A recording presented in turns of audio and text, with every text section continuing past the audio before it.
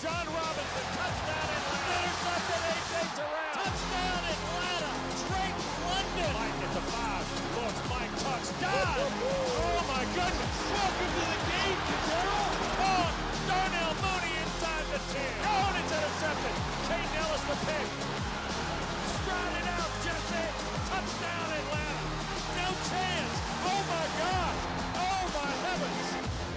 Well, we welcome you back to the Atlanta Falcons pre-game show presented by Ticketmaster. Falcons are on the road this week, taking on the New England Patriots as they continue with the AFC slate of this schedule. Again, the Falcons will be on the road next week as well, and we will have a little bit of an update of what the show will look like next week later in the show, so stay tuned for that. But thank you guys for joining us for the pre-game show. Welcome back to Ticketmaster Studios. Let's do this. It's nice in the studio because it's warm in the studio.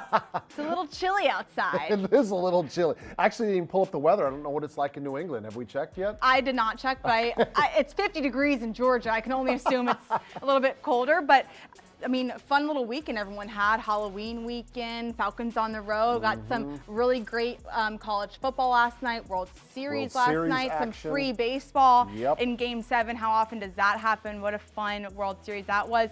You had a fun sports weekend with your family. Tell me about that one. Yeah, Georgia high school softball tournament. My daughter's a senior at Buford High School, and they won the 6A state title. Third state title in 4 years, so pretty exciting. So I was all at the softball park yesterday and this weekend, but now I'm all locked in for football. There you go. His daughter is a baller when it comes to softball, and he's got another one in 8th grade that will be in high school next year who's also a baller. Fingers crossed. Wait to hear all the things that those girls do in softball. Quick question though. I mean, obviously we had Halloween Friday.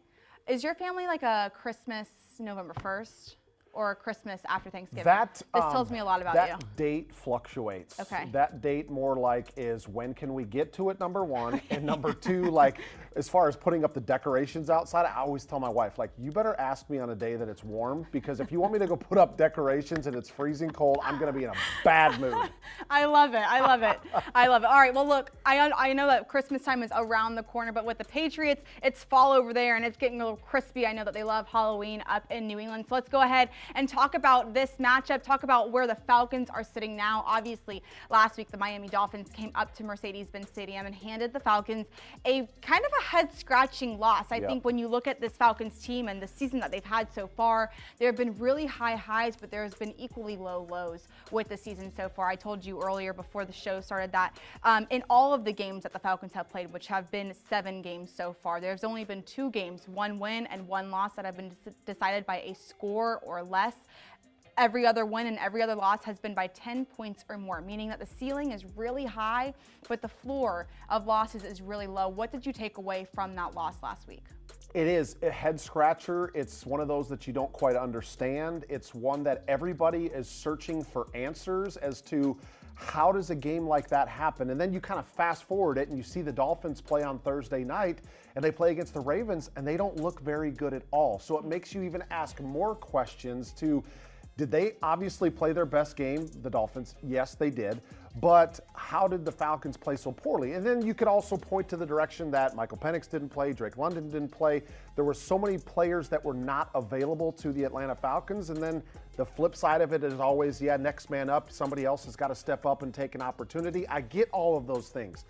But to your point, and we'll get to Raheem Morris and his comments a little bit later, but it's that roller coaster that Atlanta continues to ride on that's frustrating for the organization, it's frustrating for the players, it's frustrating for fans. It can be frustrating for folks that cover the Atlanta Falcons to try to make sense of it, right? Everybody wants to make sense of it. Why did it happen? How do you prevent it from not happening again? And it's not always the same thing, Taylor. We have had a couple of instances where the offensive line didn't play their greatest, and they've been challenged, and this has been another one of those weeks, so we'll see how they respond, because on offense, if your offensive line does not win at the line of scrimmage, you're going to struggle, period. That's just the name of the game, and I don't care what level we're talking about. Yeah, I agree with you. I think that when you look at, like I mentioned, like all of the wins and all the losses that this Falcons team has had, it makes it really complicated for fans, not just of the Falcons, but of the NFL, to try to figure out what this team is. And it makes it kind of a more difficult job for us to kind of make sense of it all, because it is. I mean, I think that the Falcons have been riding this roller coaster, and coaches, players, everyone in this building has been saying we don't want to ride the emotional roller coaster. And I love that you're not riding the emotional roller coaster, but it seems like this team is riding the roller coaster of the really high highs and the really low lows. And with that loss last week came a lot of questions from fans about the continuity of this coaching staff, because if you remember back in week 3 against Carolina Panthers, they didn't score a single point in that game, lost 30-0, and then there were some moves in the coaching staff world of the Falcons offensive staff that were made and seemed to kind of help this offense for a little bit there. Raheem Morris was asked earlier in the week what his confidence level is coming out of this Miami Dolphins loss with the staff that he has now. Well, where are you with the confidence level in the offense and Zach, and are you considering making a change? No, obviously I got so much confidence in Zach. These guys are, I don't know what they're ranked in the National Football League as far as points. I mean, moving the ball and all that type of stuff. I know we can move the football. I know we got the ability to do those things. We've been ranked as high as 5, as held low as whatever, but these guys can move the football. They got a great plan. They do a really good job. And we got a lot of confidence that we'll get it going. And we got to get going this week. Every time you ride the up and down roller coaster of have a good game, have a bad game, have a good game, have a bad game, those questions are always going to be there. Those are always fair in the business that we're in. So those are the things that I was going to look at. All right, so Raheem Morris said that they are not considering a change and they have all the confidence in the world in this coaching staff. I think after the moves that were made in week 3, they had kind of made it clear that this wasn't just a we lost the game so we have to make a change kind of move. It was something that had been on the forefront of their minds, especially with Zach Robinson coming down to the field for a while now, and it was just something we gotta boost a change here. But in that press conference too, he kind of Raheem Morris pointed towards the fact that it really wasn't coaching. It seems like the problems are happening in the trenches, are happening on the line. And we talk about all the time in the NFL that games are won at the line in the trenches. So, I mean, let's talk about this offensive line, because for so long, I feel like going into every single training camp since I've been here, there's been so much conversation about how great this offensive line is. They've played so many snaps together. And then obviously you lose Drew Dahman this year in free agency. Ryan Newsel starts. Well, he's been here. He knows how to work with this team. But then Caleb McGarry goes down. Storm Norton goes down. You got Elijah Wilkinson. And right now, according to PFF, they're ranked 21st offensive line in the league. What do you make of what the offensive line is and what they have not been able to do so far this year? I think some of it is game planning and how teams are attacking. Because, look, everybody turns on the tape and they see Bijan Robinson and they say, this guy is a problem. How do we minimize his damage that he creates like we've seen him do to previous opponents on the field? And so they see, okay, well, what is opposing defenses doing to him when he's having great games? And then you always hear this phrase, like it's a copycat league, right? So whenever somebody has success against him, how do they have success? And then how can we creatively find a way to exploit that? So Atlanta's offensive line is starting to see some more zone run pressures, right? Where their teams are dialing up blitzes when they feel like Atlanta is trying to run the football on them, right? So they're moving guys around, they're bringing extra linebackers, and generally what happens is you have to have a lot of communication. If you're playing a zone scheme, like if you have a zone scheme, a lot of times you just continue to work through it. If somebody moves out of your zone, somebody else is coming into your zone.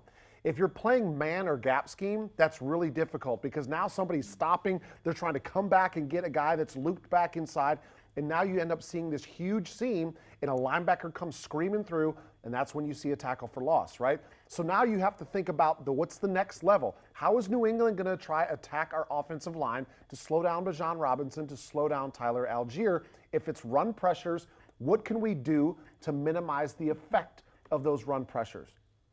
At the end of the day, it still gets down to execution. Yeah. It's 5 guys up front, and it's them playing hard, them playing confident, and them going and blocking somebody physical. Yeah. There were too many times against the Dolphins when you looked at the line of scrimmage and you saw the Dolphins were on the Atlanta side of the line of scrimmage. It's just like, we're talking about like a 4-yard window here, right? Yeah. When the ball snapped, do you see it move in favor of the Atlanta Falcons, or do you see it moving in the favor of the defense, right? And so that's what you got to look at today in this game. Is the offensive line controlling the line of scrimmage? Are they pushing it forward, creating these seams, and allowing opportunities for Bijan Robinson to get up the field and then make some people miss like he does so well? Yeah, I remember coming into training camp, Dave Archer's biggest question was actually about this offensive line, and I was like, why? I mean, it's like the continuity. And he said, yes, but there's the people behind the starters. Who's going to fill in then? Obviously, Caleb McGarry went down. He will be out for the remainder of the season. Then Storm Norton also went down during training camp. He's designated to return right now. He's in the return window, and that's a 21-day window. But Raheem Morris has been getting the same questions that Arch had in the beginning of training camp. What about the competition at the offensive line? If the problems are at the line, then what's the competition look like? And he obviously made that quote that you guys saw a little bit earlier that they just took down, and talking about the competition there. Let's kind of flip though to the defensive side, because yes, the Falcons aren't scoring in the end zone, but the Falcons are also giving up a lot of points. They lost 24 points to Miami, lost 30 to the Carolina Panthers, and lost by 10 to the Niners. So I mean, they're giving up a lot of points to these teams. What have you seen that's changed? Obviously, Divine Diablo has gone down, and that's been like the star, I feel like the main conversation of this Falcons team of, oh, well, now they don't have Divine, so now they're kind of falling apart. And I don't think you can put it on one person as to why the Falcons defense isn't performing the way that you wanted them to. What have you seen from the Falcons defense so far this season without Divine? Yeah, I think that's been one of the biggest changes, is because of how much versatility he brought to the defense. His ability to play against the run, his ability to chase down running backs because of his speed, and then his ability to play in coverage as well. Again, because of his speed, because of his background playing in the defensive backfield, but now having a little bit more girth and physicality to play every down, meaning playing against the run as well. And when you don't have somebody, if he goes down, you don't have somebody that comes into that role, and how you've kind of devised the defense around that. And I don't want to take anything away from J.D. Bertrand, but he doesn't have the athleticism that Divine Diablo brings to the defense, right? So then now you have to shift on the run. How are we going to defend against, think about these two backs that you faced in the last 2 weeks, in Christian McCaffrey and Devon Achane. I mean, two of the most elusive running backs along with Bijan Robinson in the National Football League, right? And so play callers are trying to find a way without Diablo on the defense, is how do we get these guys in matchup with somebody like J.D. Bertrand, somebody that they feel like is a mismatch, right? That's all what the National Football League is how can we create mismatches? And here's what I will say. Has the defense played great? No. Can they improve? Yes. Have they played good enough to win? My answer is yes. I think they have played good enough to win. This is an offensive-driven league now. You are going to give up points. The days of seeing the Steelers defense of old, the Ravens defense of old, where you're giving up 3, 6, and 9 points, like, that's not reality anymore. So you've got to be okay every once in a while giving up 14 or 17 points, and you've got to trust that your offense can score 20, 24, 30 points and win a game, right? So I would say that the defense still playing well enough to win. Offense has got to score more points, Taylor. Yeah, and I think it was the Bills game where we talked about time of possession so much, like it was going to be a huge key to the game is who ends up with the ball with the longest amount of time. And I think when you look at the time of possession that the Falcons have had the ball on offense the last couple of weeks, it's not much. So this defense is out on the field for a long time, and if you know about this defensive front, they like to switch guys in and out to keep the legs fresh. But if you're out there for more than 3/4 of the game, no one's legs are fresh. We can't keep up with how much offense the opposing team is playing. You bring up J.D. Bertrand, and obviously Jeff Ulbrich has mentioned that the Falcons are going to start with, because of Divine being out, they're going to start giving up this by committee approach, which is really going to be what we saw last week with J.D. Bertrand and Ronnie Harrison. Let me ask you this question, because I don't know if you guys remember back in April, but the Falcons did take someone from the University of Georgia who was an off-the-ball linebacker and kind of played the edge position a little bit, but really played more of that off-the-ball middle linebacker, if you will, obviously talking about Jalen Walker. When he first got here, Ulbrich was very forthright in saying, we're going to train him as an edge rusher, make sure that he's great at that position first before we move him off the ball. They've moved him off the ball a little bit here and there, but kind of what Ulbrich has said, they're really training him at the edge rusher position, and more so than off the ball. He will be active today coming off of a hamstring injury. is there any way that we're going to see the need for Jalen Walker to play off the ball and play next to Hayden Ellis? I think it's a great point because you've got somebody, not that has just played there, but played there at extremely high level. Yes. And he was a first-round draft pick, right? I mean, one of the best players coming out of the draft on the defensive side of the ball. And early on in his career, they wanted to kind of simplify things because they had a need at the edge rusher, as we all know. They knew that he had the ability to get after the quarterback, so they said, let's have him and James Pierce just be edge rushers right now. But now you've got a situation in the season where you may need to pivot. Now, I'm not saying anything from an inside information perspective because I'm not here. I'm not on the practice field. I don't know what they're doing with Jalen Walker. But if you've got a quote-unquote hole from Divine Diablo being out, and you've got a guy like Jalen Walker, like it's something that you have to consider. And maybe it is something that we will see a little bit of today against the Patriots. Now, the realistic nature in my brain thinks that he's coming off a hamstring injury. Maybe this is not the right time to be having him play both edge rusher and behind the line of scrimmage, but it's something you definitely have to think about because of his ability. I mean, he was the communicator at Georgia. He helped get everybody lined up, and you know that he can be productive in that position. Yeah, so just keep an eye on Jalen Walker today, number 11. He will be active again today. Just don't know what that snap count will look like. Someone else that really helped against the run and even the pass was the nickelback, Billy Bowman. He will be out for the 4th week in a row. I mean, it just brings up so many questions about, you know, the trade deadline is coming up on Tuesday and what the Falcons are going to be able to do if they decide to do anything. I haven't heard anything. Again, I am in the building, but I am not, you know, I don't know what they're going to do if they do anything at the trade deadline, but that will happen on Tuesday. Fun fact about Tuesdays. Let's transition now. Tuesdays are the player day off. I know it's hard for everyone to hear, like when your team is not doing well, that the players have a day off, but they do. Players have day offs, and it's mandated by the NFL that they have one day off a week, normally falling on Tuesday. And last Tuesday, the Falcons took their time out of their singular day off to go and help the community up in Stone Mountain, Georgia. Being here with my teammates and just enjoying each other, but then seeing the kids' face and seeing like everything that they, you know, love to do, and for us to be a little piece of that, to make their days better, to make their time here better, is always, you know, the best feeling in the world. About to go like right. Nah, it's too much mud. I'm taking a trip this time. Yeah, for sure. It's good work. Yeah, it's good work. We're super excited to partner with Kaboom and the Atlanta Falcons Youth Fund to build this awesome playground for kids in Stone Mountain in this local neighborhood. At Georgia Power, we truly believe that communities should be better off because we're there. And this is just one shining example of our ability to give back to this local community.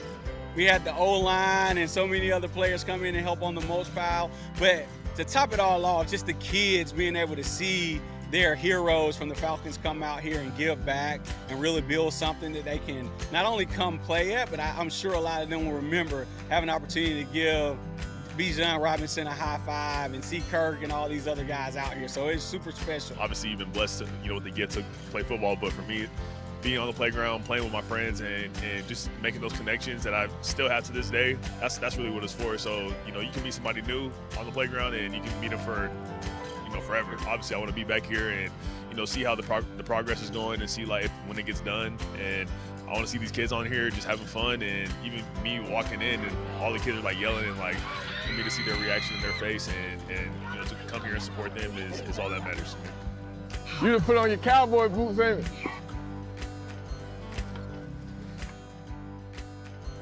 And I think the full community and everyone out here really understands it's bigger than us, it's for the kids, and it was great enthusiasm and support around that today. Ready, 1, 2, 3. Always so fun to see the Falcons out in the community and obviously giving back to places, especially like an AJ Terrell, giving back to a place where he was raised, and he was born in Georgia, obviously, and raised in outside of Atlanta. And so it's just fun to see them back in the community and giving back to those in the community. But let's go ahead and transition back into the coming weeks that the Falcons have, because obviously, yes, you got this big game today against New England Patriots, but you got big games coming up. The rest of the away games that the Falcons have, they're going to be back-to-back away games, right? So obviously, away this week, they will travel to Germany next week to take on the Indianapolis Colts. They will host Carolina at home, and then they'll have back-to-back away games with a division rival in the New Orleans Saints, and then obviously to finish out that AFC slate with the Jets. We talked about this last year a little bit. With the first 6 weeks, you're learning who you are. The last 6 weeks, it's the push for the playoffs. We're in the middle 6 weeks right now. This is like the quiet 6 weeks, right? Where people aren't really talking. We've gotten comfortable with our 1 o'clock games. We've gotten comfortable, our teams at home. We're playing a couple primetime games. We're having fun. We kind of know what the teams are now. We're in week 9. You're in the middle stretch of the season. How important are these kind of quieter games that will help to kind of cushion the record that you have? Again, it's one of those conversations where before the season, this stretch of games looked very manageable, right? You're like, oh, you're looking at the Patriots and the struggles that they've had. They've lost 13 games the last 2 years. Talk about the Colts. They've got to be in a rebuild mode, right? The Jets, they've got a new coach. They don't have a quarterback. And so the discussion is, well, guess what? The Patriots, they're actually pretty good. The Colts, they're one of the best teams in the league right now, so you never know what's going to happen until you actually start playing those games and finding out who gets on those runs, right? And it's one of those times in the season, Taylor, we talked about this last week, and I'm going to continue to bang the table on it, is you've got to find runs, right? Like, you got to get on runs. And I just highlighted a couple of teams. Falcons are playing the Patriots. They've won 5 straight. Next week, they're going to play the Colts. As of this point, they've won 4 straight. Some other teams, Broncos, 5 straight. Chiefs, remember when everybody was getting down on the Chiefs? They started 0-2. Yeah, they've won 5 of the last 6 games, right? All the teams that are at the top of their division have found ways to stack wins. Yeah. They build one after another after another. And if Atlanta's going to end up continuing to compete in the NFC South, they've got to find a way to stack wins and not play on this roller coaster like we've talked about. And I was looking at some of the playoff numbers, right? If you go back to 1990, Taylor, think about this. So the Atlanta Falcons are 3-4. If they drop to 3-5 today, there has only been 21 teams out of 201, that's 10%, okay, that have been 3-5 and they've made the postseason. Yeah. However, if they're 4-4, they win this game, that number improves to a third. Okay, so you're not looking at great percentages, but about 32% of the time, you can still, or in the past, teams have got into the postseason if they get to 4-4. What I'm saying is, if you drop a game and then another game, your chances of getting to the postseason exponentially decrease, just from what we've seen in the history. So you've got to find a way to win the game right now and then use that confidence to win the next one. Yeah, well, let's go ahead and talk about this Patriots game, because like you said, Falcons seem to have to win this game. I feel like towards the end of the season, it's when everyone starts saying, like, they have to win out, they have to win this game. It feels like that's where the Falcons sit right now, going into week 9, taking on the New England Patriots. As you mentioned, they're on fire right now. 5 straight wins. Drake May, although he gets sacked seemingly all the time, he can't be stopped. He's putting up like dark horse MVP numbers. I mean, look at these numbers right here. 17 touchdowns in 9 or 8 weeks of play.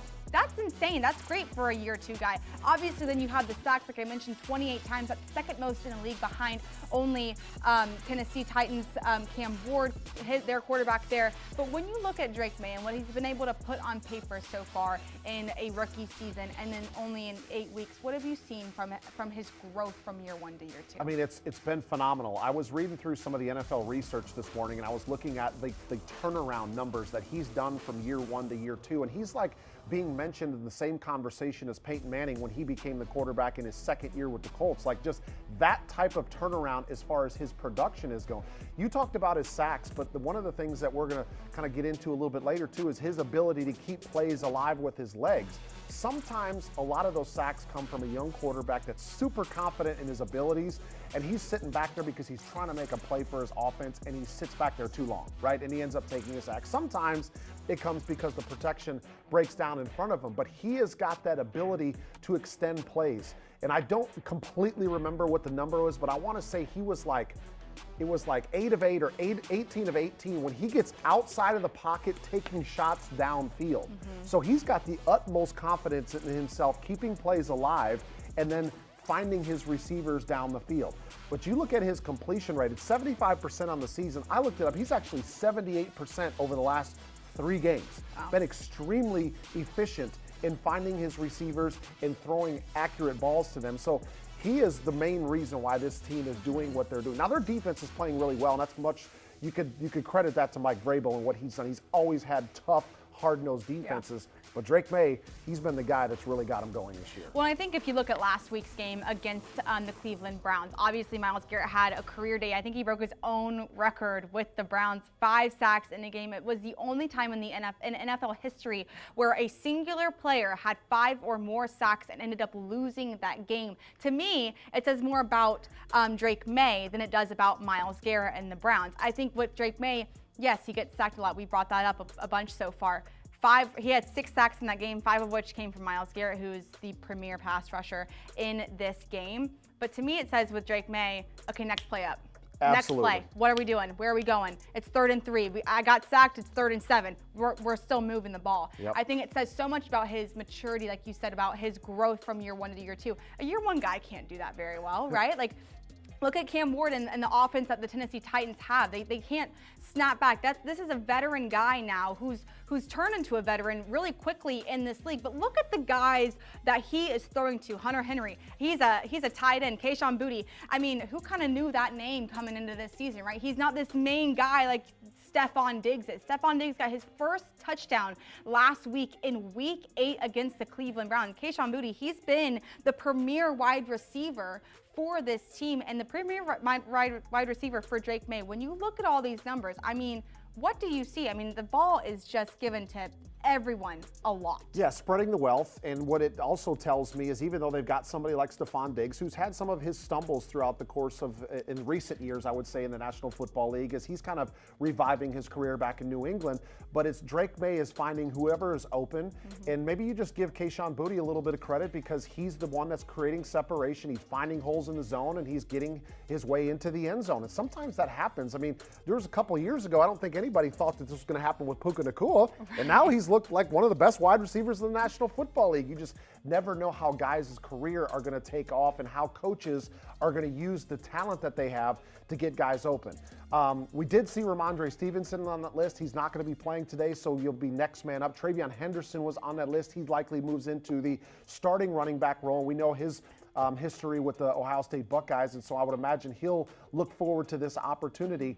But again, Drake May is just handing the ball off to playmakers when they're open. And that's what you like to see is it's not about, well, I've got the best connection with this guy. It's who's open, who creates separation, and I'm going to get you the football. Yeah, I brought this up to you before the show started. And looking back at what this Patriots defense has put on paper, especially against the Bills and then last week against the Browns as well, is they're playing a lot of fullback sets. They got a lot of fullback play in there. They were also playing a lot of 12s, a lot of 2 tight end sets as well. When you see that, and they're not really known for rushing the ball, why are they doing that, and why is that going to be difficult to defend against today with the Falcons? Well, there's not very many teams, Taylor, that use a roster spot with a fullback just because of the limited ability. But there are some that keep that fullback in. They do it because they love what they bring to the table, right? And how they can create mismatches. Because when you have a fullback on the field, especially if you have 2 tight ends, is you're keeping a defense in base, or at least you're forcing their card, okay? When we have the fullback in the game, are you going to bring another linebacker on the field, or are you going to play with a traditional nickel as we're seeing so much more now, right? So then the coaches up in the box are saying, all right, we've got 22 and we've got our fullback in the game, whatever their package is called, and they stayed nickel. Well, now you have a decision to make is then we run the football because they don't have enough girth out there to slow us down. Or if they want to match up and they want to play 3 linebackers, then now who can we create a mismatch with in the passing game? And we'll get a chance to see DJ break down a play. But that's where you try to create those mismatches because, oh, well, we're going to bring another linebacker on the field because we think they're going to run the football. And then they decide to throw it off of it. And now we may not have our best coverage personnel on the field. So it is a decision from coaching. I mean, it's a whole organizational thing. When you decide to keep a fullback, when you can only have 53 guys, he's going to play on offense, but he's probably going to play on all 4 of the special teams as well because you've got to get some value out of that roster spot. Yeah, I think you saw that when the Falcons played the Niners. They are kind of known for their fullback. I think he's the most famous fullback maybe, of the recent era of the NFL. Everyone knows Juszczyk and what he's able to do for the Niners, and obviously they used him handedly, and it worked for them in that game on prime time. Obviously, when you think about an offense rushing against this Falcons defense. And then one of the first guys that comes to mind, at least for me, is Caden Ellis. And what a fun little game for Caden Ellis today, because there's some brotherly love in the building. He and his brother Christian Ellis, who's on the Patriots defense, also a linebacker. These are like the premier linebackers for these two teams. Obviously, both of them have 48 tackles. Christian Ellis is second in the team in tackles.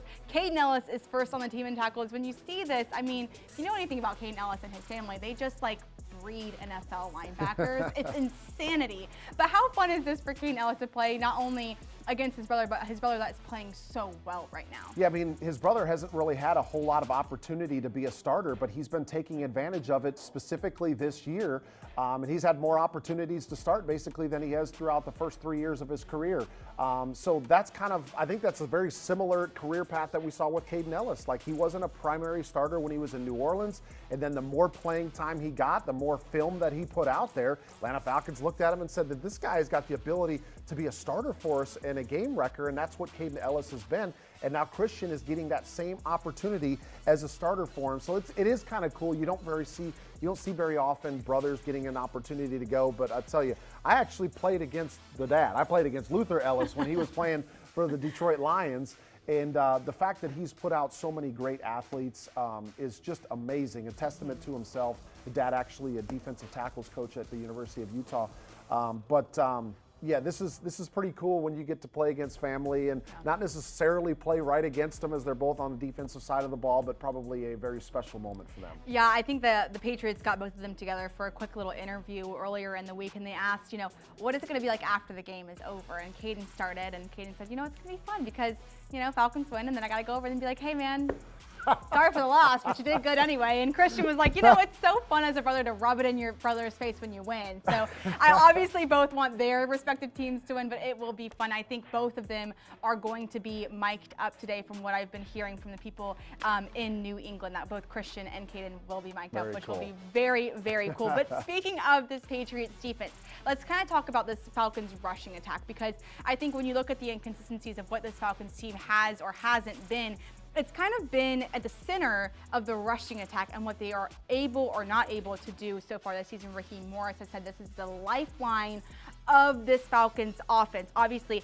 going into week 6, they were ranked first in rushing offense with 151 yards per game. Now going into this week, they're ranked 11th with 123 yards per game. That's a huge drop off. It makes your head you scratch your head. What's been going on with this rushing attack? Yeah, I mean, Bijan Robinson ended up having one of his worst games since 2023, and that's troubling when he's one of your biggest playmakers.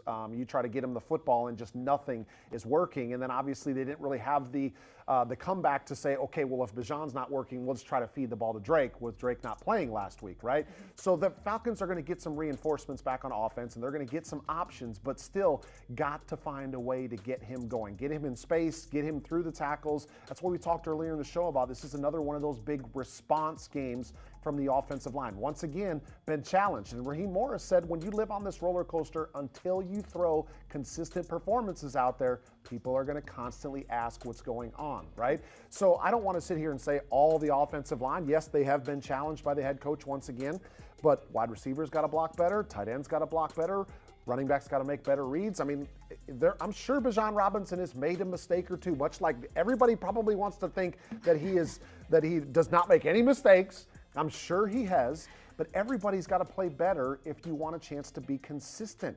It's so hard in the National Football League to be consistent, Taylor, because everybody is so good. Yeah. The players, the coaches, every given Sunday you're playing against guys that are at the top of their position in the world, right? But this is a unit that has to get better because it's what this offense is built around. Yeah, I think going into these next 2 games, obviously both on the road, one of which is across the world, I think there's so much question about what the Falcons offense is and what they can be. I mean, we're in week 9, we'll be in week 10 next week. You're running out of time to figure out who you are, and I think there's been so much conversation about you've got premier players at every position. You've got to be more consistent up front. You've got to give them a chance downfield if you're a wide receiver or a tight end. You've got to give the guys a gap to get through if you're a running back in the backfield. So it's going to be interesting to see what they are able to do today. One thing that's interesting, they're going up against the Patriots defense. I saw a really interesting stat. They have not given up 50 yards or more rushing to a single opposing running back through 8 games the entire season. And they've played some good ones. Ashton Genty, Devon Achane, they played James Cook. 49 yards is the highest for an opposing singular running back. So it's not going to be an easy challenge, but I think Atlanta has the guy that's up to it if everybody executes around him. Yeah, we'll see what Bijan Robinson and the rest of this offensive line tight end sets are able to do today. But our DJ Shockley went back into the film room to talk about what this Falcons offense can do against this Patriots defense. Take a look. Well, guys, looking at this New England defense, there are some things I think the Falcons can absolutely take advantage of. And sometimes it comes down to the eyes of these linebackers and their nickel guys. This is an unfamiliar, this formation for the Browns looks like run. Look, they got an extra lineman in here. Here's the tight end down here. You got an extra lineman, looks like run. All this looks like, oh, we're going to run the football. This is imperative that we are able to run the football in this ball game because of things like this. They're going to go play action to the right here. And watch the action of these backers. All these backers are going to start flying up. But something that the Browns do really well is they change the responsibility. Usually this is a simple combination where this guy runs a corner route, this guy runs a go route, and you got the back and the flat right here. What they do is they switch it up though. This guy acts like he's gonna block right here, and then he slips into the flat. And then the responsibility of the fullback changes. Now he is on the actual corner route, and then you got the receiver on the outside. He actually goes inside release, which is really important because he takes this safety out. There's a safety sitting right out here. He takes him out of the play. So now, because of the action coming downhill, now these guys think is run, which is imperative we do really well, is run the football, because then you get these linebackers flying up. Let's watch what happens here. Watch when they fly up. Now, boom, here's the action here. Look at these guys already downhill. Look at this, downhill, eyes in the backfield. This guy has him in the flats right here. He's already looking downhill. He sees him block initially, and now he takes his eyes off of him. Now as the play continues, you can see now look at the fullback. Because these guys are so far in the line of scrimmage, here's the linebacker that actually has the back right here. This guy right here should have the back, but he doesn't. He does a really good job of selling the action, and then here's that fullback coming out of the flat, out of the backfield, and he's gonna be wide open. Remember I talked about this receiver taking him out. Now you got a whole voided area because you can run the football. Now you got 2 guys out here for this guy because he thought he was blocking. He had him manned, and ultimately it ends up being a big-time play action. And look at the space out here. Look at all the room he has to catch out here. All this room to catch because the linebackers were in the fray of the line of scrimmage, and your fullback comes out here and makes a big-time catch, and now he's wide open, ultimately ends up in a big-time touchdown for the Browns. These are ways we can attack this New England defense because their eyes sometimes are looking at the line of scrimmage, they're looking at the run action. We can run the football. There are going to be some big plays in the passing game for the Falcons. Thank you, DJ. I always enjoy those because I get to see the quarterback kind of talking about where all the moving parts like DJ can do so well. It's always fun to watch and learn about how much the quarterback has to see and know and deal with. So from looking at that and what the Patriots can or cannot do against the Browns, what do you think the Falcons can kind of tack on to and hopefully get the win today against Well, that? it's a great breakdown because it shows, clear as day how you use scheme and personnel to create mismatches and create wide open receivers, because of a couple of things that he talked about, having the fullback in the game, having an extra lineman and a tight end. So it looks like 22 to a defense. But then traditionally they're thinking with that set, like DJ showed at the beginning, that this is where they run the tight end to the corner and they run the fullback to the flat. Well, what they did was they flipped responsibilities, and then they hesitated the tight end to go up the middle, which brings the linebackers toward the line of scrimmage. The only reason I repeat all that is to say this, is that you can use personnel in scheme to find guys wide open. Now, how do you flip this for the Atlanta Falcons? Because they don't really run fullback sets. Well, what they do run is have Tyler and Bijan on the field at the same time. So you don't want to sit there and say, we're going to run this exact same play and see if New England ends up fixing it. Well, they actually might. They could do that. However, they could say, how do we use our personnel? How do we use Tyler and Bijan? And maybe we bring 2 tight ends. And what kind of ideas does that give you on how you can attack somebody else or a different area on the field? So that's what I love about this game is you use personnel, use formations, and then you just flip up responsibilities from what defenders are used to seeing because they want to anticipate. How many times have we seen Jesse Bates say, I've seen it before, I'm just going to react and I'm going to go attack it, right? That's what you want. You want them to attack something that's not there, and then somebody ends up wide open. Well, and knowing Tyler and Bijan and how these two guys work together, they're very selfless in that fact of like, if I need a block, I'll block. I don't really care. I actually enjoy blocking. So it should be fun to see how Zach Robinson and this offensive staff schemes it up against this Patriots team. Speaking of this Patriots team, let's talk about the inactives, like you mentioned earlier. Their running back, is out with a toe. He was out all week. He will be out again. This is a major miss for this Patriots offense. But then flipping to the Falcons, coming into this game, 16 players were on the injury report. It was deep. That doesn't include resting players that aren't injured. They just have to rest. But I think that was about 3 players, Caden Ellis included, were just resting for the week. But as you see, Billy Bowman will be inactive. Casey Washington, Zach Harrison will be out for the second week in a row. Taquan Graham is on there. He is designated to return, kind of like Storm Norton is. He has a 21-day window to return from IR. If he does not return in that 21-day window, he will be out for the remainder of the season. Obviously, some major misses for this Falcons defense with Billy Bowman out, Divine Diablo, Zach Harrison, all guys that help stuff the run and stop the run. Going into this game, how do you see these inactives affecting the Falcons defense? Yeah, I mean, I think that without having Harrison, who got off to a hot start getting after the quarterback, without getting, we talked about Jalen Walker earlier, him coming back onto the field. Diablo is obviously, that one's continuing to be an issue that we have to solve.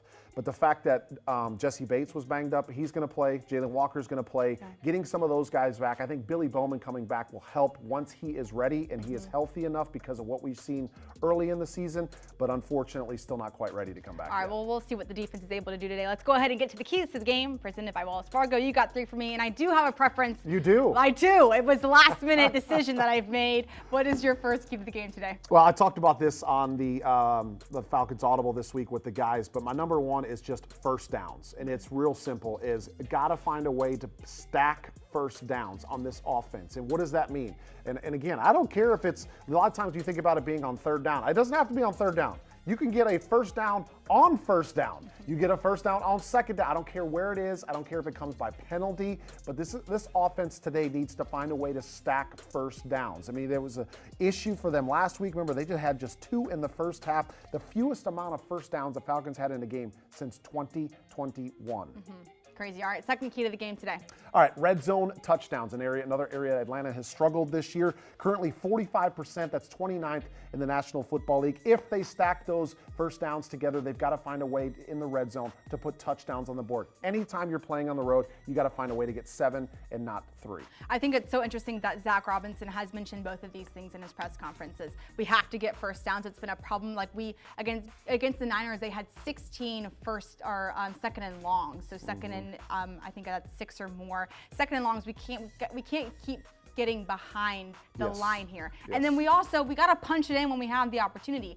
3 points is great, but it's not better than 6. It's not better than 7. So I think Zach Robinson, knowing those 2 things, that is a breath of fresh air to understand that the OC is saying, I know this is a problem and we're working on it. What is your third and final key to the game? It's got to be defensively to frustrate May. We talked a lot about Drake May and how he's had such a great season as far as his completion rate, as far as extending plays and finding those touchdowns down the field. Remember, 15 touchdowns against just 3 interceptions this year, 75% completion rate. So he's having an outstanding year. How can they frustrate him? Can they get in the backfield, create that penetration up front, get him on the run, and then when he is on the run, plaster the receivers so he can't find one of those shots downfield? Yeah, frustrating May today is going to be a challenge. Like I said earlier, he sacked 6 times last week and he still won. He's a very much next play mentality kind of guy. My preference today is put Jalen Walker off the ball. I know he's coming off of injury, and yes, they're training him to be an edge rusher, but it just feels like they need help in that middle linebacker and that inside linebacker position